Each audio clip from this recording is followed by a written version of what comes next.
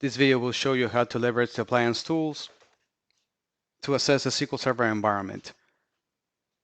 You download the zip file, locate it in a place like the root, allow it to unzip, copy the path, then you will open a PowerShell session, locate to that path.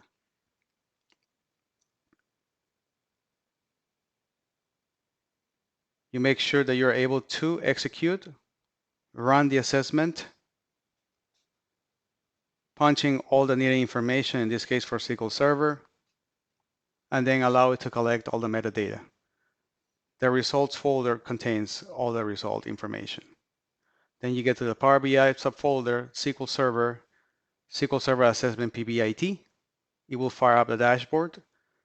You copy the path of the results you're going to be using as a source folder for this report.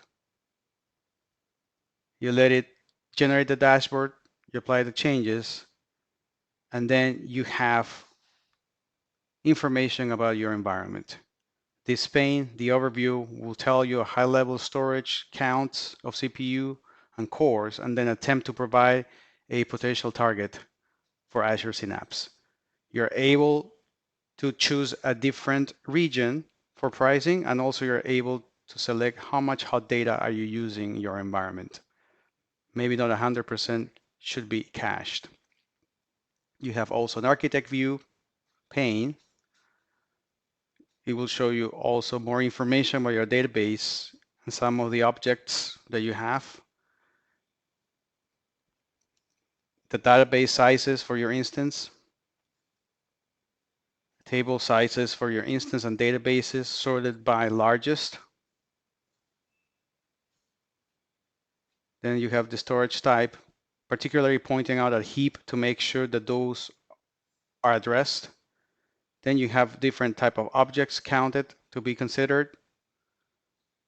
Any computed columns that also needs to be considered for this solution. And finally, the schemas. You're able to save this for future use and hope that this can help you take decisions for your SQL Server migration.